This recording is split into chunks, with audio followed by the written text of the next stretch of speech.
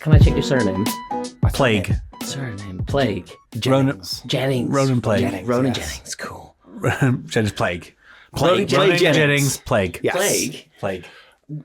It doesn't need to be a surname to have the plague. It's the Plague podcast, though. Oh, Yeah, and that's what you're from. Bubonic's my middle name.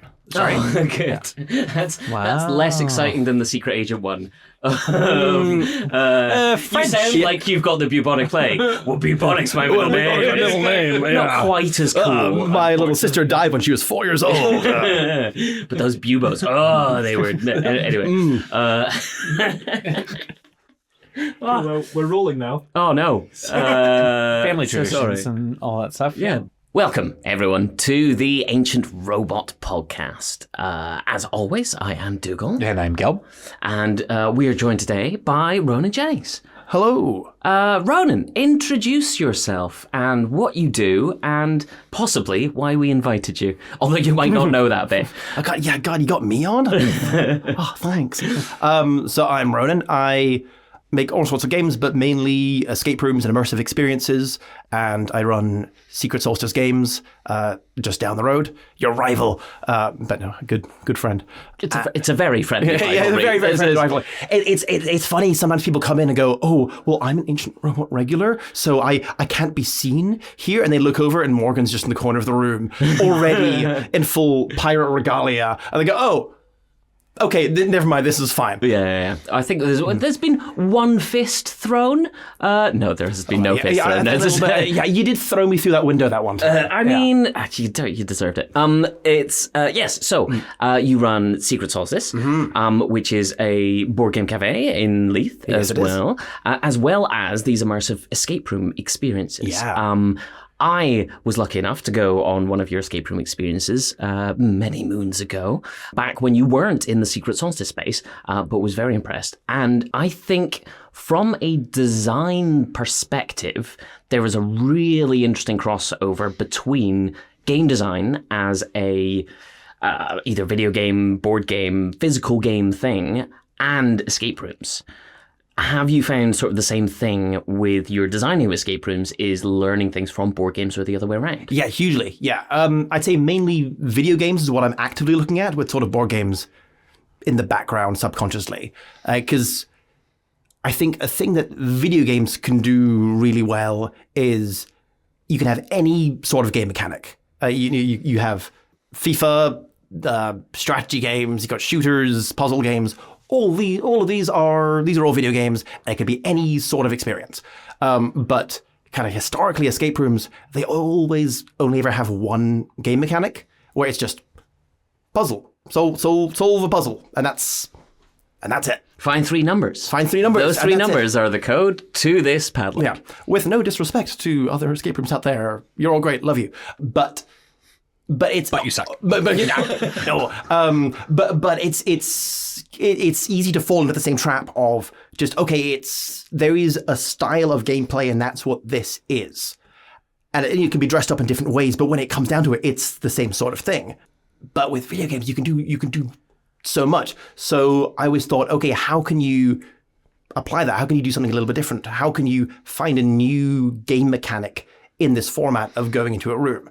And when it really comes down to it, my kind of core for any design experience is you got to be able to deliver on the fantasy of the experience you're promising. So whatever the theme is, if it's a detective thing, if it's a pirate thing, if it's whatever, when someone goes in there, they should feel like they are a detective, or they are a pirate, or they are a pirate. Yeah. Shame on you both. Yeah. Shame on never. You. Pirates are my culture, and genuinely are. And so okay, how can you? What's an experience you can really, really like actually deliver on with the format of this kind of thing? And so going into a space, figuring something out, and getting out of there. Cool. Let's make a detective story, and let's have it actually be using logical deduction skills. So I'm not. I haven't done so many escape rooms, but from a design perspective, I'm curious about the degree to which you can genre the format of different types of rooms into any kind of classification, and whether or not you have fans of that type of format. Like, for example, obviously, board games. Do you like abstract strategy? Do you hate abstract strategy? You have these different mechanic-derived classifications of games. And whenever I've gone into an escape room, it feels like the experiences are there are similarities and there are differences. But do you have people that are escape room fanatics that like particular styles and gravitate towards some versus others, like more narrative, less narrative, or more puzzle, less puzzle? Like, are those as established as they are in like the board game space or RPG space? Yeah, there is that a little bit, but not much, which is sort of part of the problem of there isn't much variety. It's all sort of boils down to the same sort of thing. And there is a bit of a variety of, there are some more narrative ones, there are some more puzzle ones, there are some puzzle ones that are, more about, find a thing in the corner of the room. It's a bit of it's a treasure hunt. Others that are more logical deduction. But really they don't vary that much. So there'll be some slightly more like scary horror ones. That's kind of the only main variety I'd say is like there's some horror ones. And there isn't as much variety as there is in something like board games or video games. Things can sway slightly more narrative, slightly more puzzle, and you'll get people who have a bit of a preference. But it's not very, very established. I think that's like the next stage in the development of escape rooms is I want there to be a bunch of different ones. I want there to be escape rooms that aren't for me. Not that I want there to be enough that people can have different preferences and tastes rather than you like them or you don't. And do you think part of that challenge is because fundamentally the job that an escape room has to do is to satisfy you're kind of like a funnel coming in, bringing in a whole bunch of different people with different ability levels, different degrees of wanting to be there initially in the first place. Maybe they're on for a birthday party. Maybe they're out for a corporate day out. Like, there are all sorts of different routes in, and you have to kind of this is entertainment. Entertainment needs to be engaging. It needs to be accessible. Is that part of the challenge of building in that variety, or like, and if so, is the solution to niche down and say, well, maybe these are for fans of escape rooms versus these are not? Yeah, no, I think hugely you need to be able to play to every demographic, because the time and money it takes to put one of these things together and run it, like we make a particular effort with our ones to build them for as dirt cheap as we can. But like the average budget of an escape room in the UK is probably upwards of about 30 grand for one experience. And there are some that are into the hundreds, and there are some in mainland Europe and I think in Canada and the States where they hit literally millions in terms of the budget. So in order to justify that, you need to have as many people as you possibly can coming back through, and trying to cater to, okay, this is just for the hardcore people, would never work. And you need to make sure everyone likes it, everyone has a good time, and it makes it quite like a risk-averse industry, because if you're putting all this money into it, you don't really want to try something that's not going to work. So how do you try to inject variety into something like that? I think, because the way we did it is, well, we built ours for dirt cheap. We kind of never expected it to be an ongoing established thing. We had access to a room in a warehouse, and we had about $1,600 that we weren't doing anything with. And we thought, let's try this. Let's put it in. Let's style it as a sort of almost like fringe-like pop-up. Take some risks. Do something a bit weird and theatrical. See if people like it. And then turns out they did. And turns out that the fact that we didn't pour all that money into the decoration, we just put some moody low lighting and played some jazz and had some colored LEDs in the windows, was enough. People got into it, and we thought that was going to be the major sort of failing point where it'll never quite compare. Turns out people didn't care that it wasn't super slick movie production set quality, And I think more designers need to be willing to take the risk and build something to a different standard, kind of working with what they have, but doing more creative stuff with it. And just in terms of that design and the approach to design the actual room itself, I imagine another maybe source of reticence, but correct me if I'm wrong, is that I'm always amazed by how technology is brought into escape rooms, and escape rooms they're not necessarily cheap to participate in or to build, but also to participate in. Yeah. So there are these expectations there that I'm gonna spend some money and I'm gonna have a good time. But a lot of things in there are surprisingly brittle and surprisingly delicate. And I imagine that if someone were to maybe pull a lever a bit too hard and break something, that's you out for quite a lot of revenue for it. So like, how does that go into the actual design of the room itself, or do you factor in durability to the design process, or just when it comes time to the execution of building the room? Companies that are better organized than I am definitely do. I know there are some people who would never dream of building anything that they couldn't source replacements for, and they don't have a stack in a drawer of 10 copies of everything ready at all times.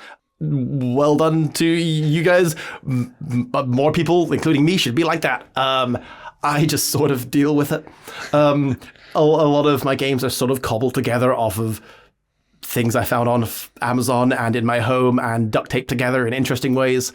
And that's just sort of how it goes. And I've got some spares for some things, and if things break, it's just sort of figure it out on the fly. But that's just a sort of failing on my part.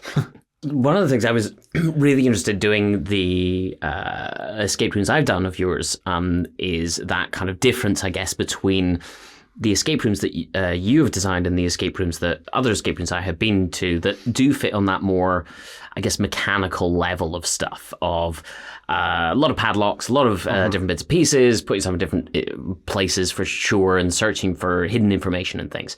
The one that I remember quite a lot was finding that hidden information, but the important thing was that narrative focus of there was a writing down answers and passing them back, as opposed to finding a code and then getting information back through the game master being in contact. I think there's a lot of things in escape room of you are separated out in that room, you're left in that room, there is very little contact, or if you have a real problem, you can contact things. Having that narrative feel of actually having a real answer to give, as opposed to just a set of numbers or a set of letters to put in a certain space and then move certain levers around, I think definitely created this narrative feel. As I know you are someone who does enjoy games, board games, tabletop games, are you a fan of tabletop RPGs? And do you find that has influenced your game design within escape rooms at all, with this kind of like open-ended side to it a lot more than a kind of fixed solution to a problem? Oh yeah, absolutely. So running my games, I feel a lot more like a D&D games master than I do like a games master running other escape rooms, because I've worked at a bunch of other escape rooms before we start in our place, and a lot of fun. I have a lot of fun doing that job, and it's nice to run this experience for people. But often the most input you can have is giving them a clue from time to time, chiming in, pressing a button from time to time. But with our games, I always add in as many different points of interaction as possible, because the big thing for me is I want the games to feel real and alive and responsive, so that you're not just going into a static space where the room is the room and that's it. It's the world outside the room is real and things change and develop. So rather than entering numbers in padlock, you submit your written report to your police supervisor and send it off, and it's me behind the scenes, and I can assess your answers, see what you think, and either go, great, perfect, let's move things along, or say, it's not quite right, send it back. But then could send it back with a bit of extra info. I could call in as, it would be really annoying if I had a lozenge in my mouth. No, I have lozenges. I've got one, but I don't want to. Should we all have a lozenge? Oh, is now the moment where this is the lozenge lozenge episode? hour. Is this the lozenge episode? Are we getting messed up on lozenges? I think that's it. Would you like a lozenge? No, I'm actually totally fine. I had them in my pocket. No, they're in my back pocket. I've got them here. Maybe that's the sat on next my puzzle lozenge. in your escape room is can you find the lozenges? Because we infected you as soon as you came in the room. God. Bubonic plague. That's what it is. The real solution is that you will die unless you find the antidote. That's it. Yeah, we add the real stakes to it. Yeah, of course. You could then have pneumonic plague. That's awful. There's nothing to be gained by this. That's just pipes. Where's the plague? The mnemonic system. That's pneummatic. Oh, and I was also pneumatic. thinking. I was also thinking pneumatic, which was the pipes idea. What's mnemonics again? That's the. How much of this is getting cut out? Probably most, because it's not going to make much sense. Back. You were in the middle of saying something, and then we got caught in lozenges. That's my job. Lozenges. So what I was saying was, making it feel like D&D, making it responsive. So having different points of interaction means I can affect the story in different ways. And there's points where the players will interact with NPCs. They'll pick up a phone and call a witness who they need to interrogate for information. And it's me on the other end going, hey, I don't know what you're talking about. Don't want to talk to no cops. And they have to kind of interact with this NPC in the way that you would in D&D. And for our second game, our kind of bigger, weirder, ambitious follow-up, A Radio Nowhere, it's a game where it's a murder mystery, but you're also in a radio station. And we thought it'd be fun to make the radio station basically fully functional. So it's a whole simulator where players can sit in front of the microphone and they talk to the hypothetical audience who are out there, and they can play music, and they actually play music, and it actually broadcasts not very far, but it broadcasts to the radio on the other side of the room, and you just run your show however you like. And I'm behind the scenes going, great, they said a really funny thing on air. I'm going to call up as a listener who really likes their jokes. I'll put on a fun voice and ask questions and request a song. And then if they fulfill that request, I'll write them fan mail, give them a sponsorship deal. But as this goes on, I'm also, games mastering the actual investigation as well. And so it sort of becomes, very similar to running a D&D game of, okay, I'm doing improv with them here. They said a funny thing. I'm going to address that. Let's make that canon as part of the story. Let's send them a handwritten note that addresses the random thing they said on air. But I don't want to get them too off track because we do have a mission we need to achieve here. So can I somehow relate the thing they said to what's actually in the, what the plot is and what they need to find out, in the same way that a D&D DM is constantly going, right, I want to have fun here, but how do I keep things on track? How do I loop back around to get us to the end result while also just messing around and having fun here? And is there a kind of, I guess, preferred group that you have for each of the games that you do? Or is it, as you were mentioning earlier about having it as accessible as possible? And I imagine there's a whole bunch of ideas that you come up with that are for these games or other games that you're doing, board games, tabletop RPGs that you're focused on, going, this would be great, and then going, that's too niche, or that's not going to work. I think the amount of times I've gone into a escape room and there's been a chess puzzle, and then going, there'll be a lot of people here who don't know how a knight moves, Not that I think there will be loads, but there will be enough folk who won't be able to fulfill that desire from the games master to complete this.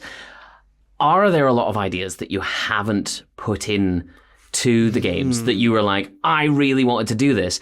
And is there a group, I guess, who you were like, these are ideal for these games that I have made. And these people, I would push them towards playing a different game that I have made. Yeah, okay. Ooh, cool. Good questions. I think I'm a lot, and kind of all of us at Case Closed, we're a lot less hesitant to do that stuff than we probably should be. Because we love to do weird stuff and push the boat out and sometimes pay the price for it.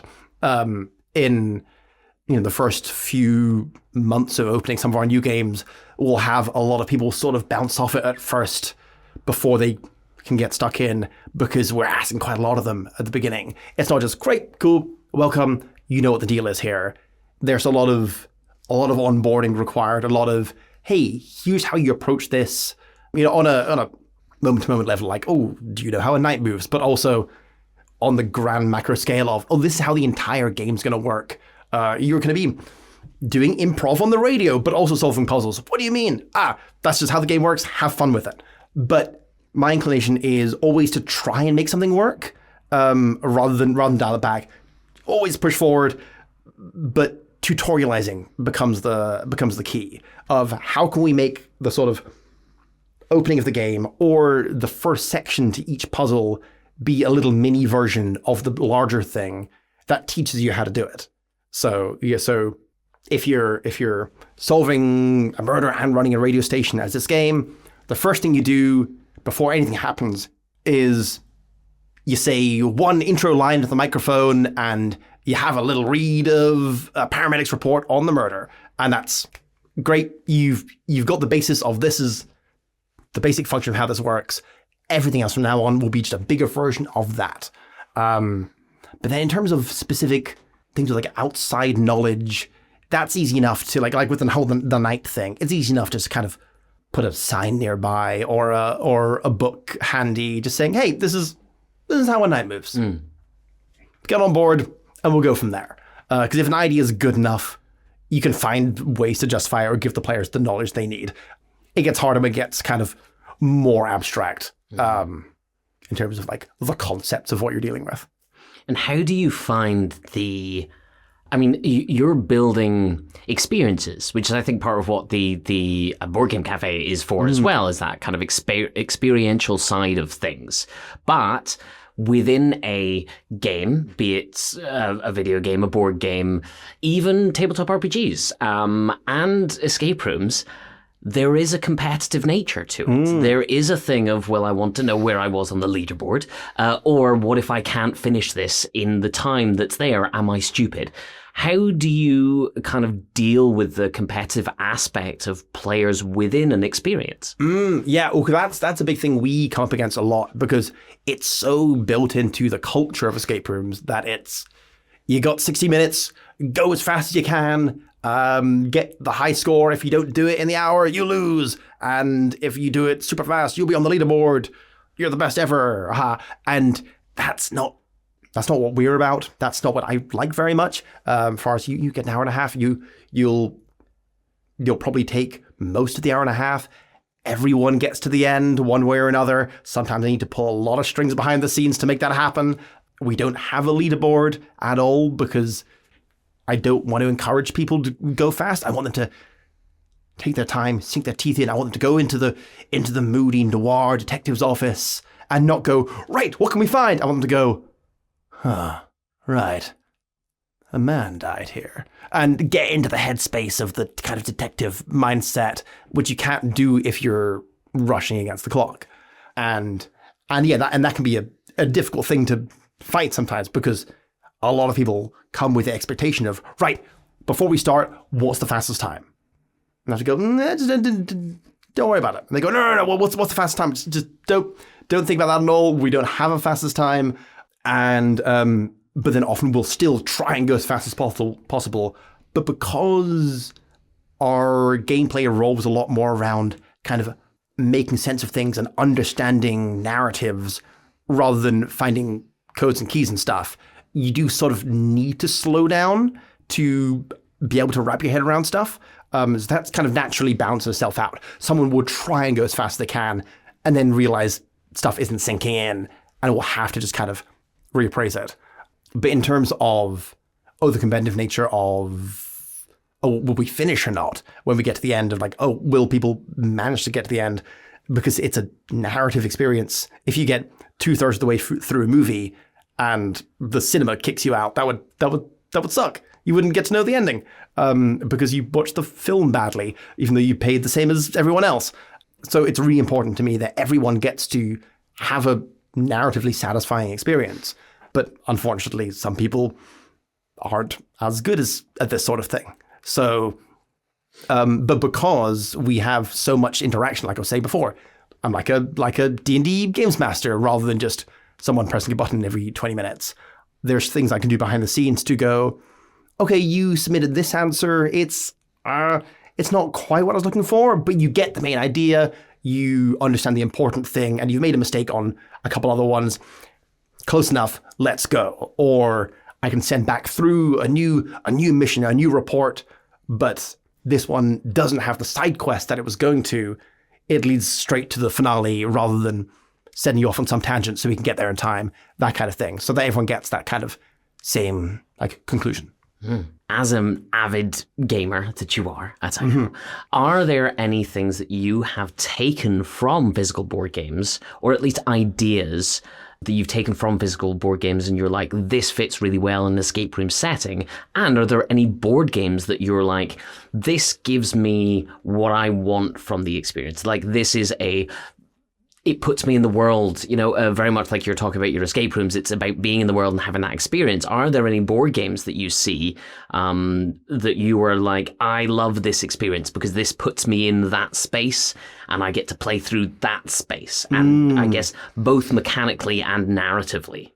So I don't think there are any board games that I've particularly taken things from yet, but because it's just difficult to implement different mechanics, like I was saying earlier, of trying to take inspiration from video games to put different mechanics in, but the actual execution of that is hard. So I'm constantly looking at board games, trying to think, right, how can we use different stuff? 'Cause I'd love to. I had a social deception kind of hidden role kind of element to escape rooms, and I haven't figured out how to make it work yet. But that kind of thing would add a really cool element of I'm not just here playing with these people against the room. I'm playing against them in some way. That would be really cool. But in terms of a board game that puts you in a space, I can't stop playing Subterra. Subterra I played it to death last year to the point that I couldn't look at it. And then took a gap of a couple of months and then went, it's just really good though, and fell right back in. It's where you're exploring a cave system underground, and it's really evocative. I've never felt sort of fear like that while playing board games where, I'm in this horrible situation and I'm running from this thing and it's coming for me and there's nothing I can do to escape other than run. Like TTRPGs give that all the time, but an actual board game, it's rare to have that really real feeling of fear and intensity and the sense of place that game gives.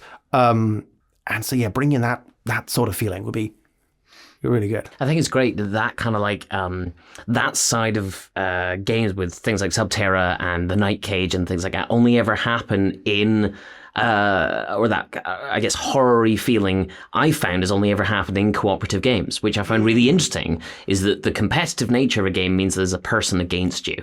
When it's you with a group, I think Subterra plays up to 5 or 6, Is it up to 6? The fact that you can be with a group of 6 people and all of you are being pursued by something that isn't there. It doesn't technically exist. It is on cardboard and in the rules, and that is kind of as much as it goes. But have that atmospheric feeling comes over really, really well in, again, certain cooperative board games. I've yet to see happen in a competitive board game simply because of the nature of there is another person over the side who can say a joke and the immersion is broken or it's in a different thing.